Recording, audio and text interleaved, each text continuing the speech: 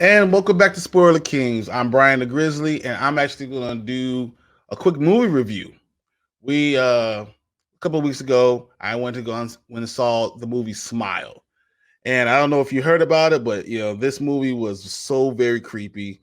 And if you watch anything that we do, you know that I don't like creepy at all. It's just I'm one of those guys who just doesn't enjoy it, and I went and saw it with my wife, and it was something else. I'm gonna read you the little synopsis of the movie. It said, after witnessing a bizarre and traumatic incident involving a patient, Dr. Ross Cotter starts experiencing frightening occurrences that she can't explain. As an overwhelming terror begins taking over her life, Rose must confront her troubling past in order to survive and escape the horrifying new reality. That's a pretty good synopsis for it. Basically, she is a psychiatrist, and she has someone coming into her room, and she's saying that she feels like someone's watching her. Then that person kind of changes and just starts smiling at her, and actually kills herself right in front of her. That traumatic experience brought it back to her, and it was crazy. And now she knows what's going on. She was trying she was trying to figure out exactly what's going on, how she can escape uh this curse.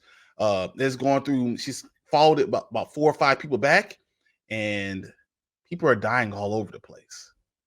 Um, so she talks to her ex-boyfriend, who happens to be a cop, and he gives her some information, and we find out that well, he cares for her a lot, and he finds that a person who survived it.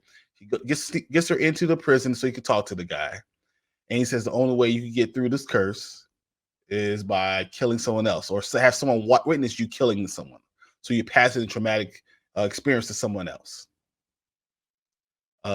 She realized she can't do that, so she decides to go into a house in the middle of the woods so she could be by herself and hopefully not involve anybody else.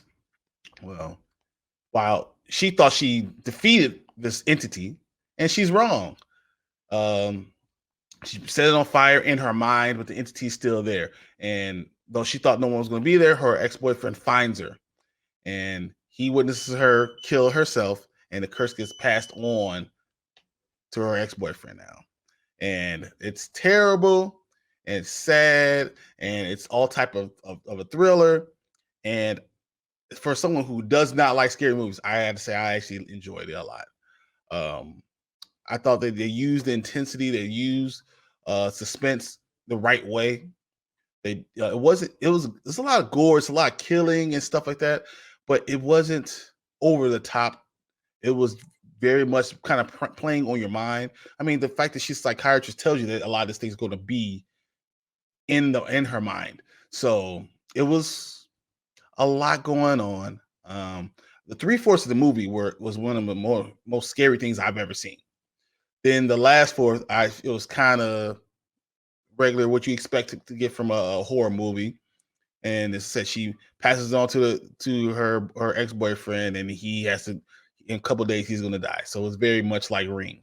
Um, but overall, if I was to rate this movie, I would give it, you know, probably a now, because we at Sport Kings we rate things a little bit differently. We do now, later, never.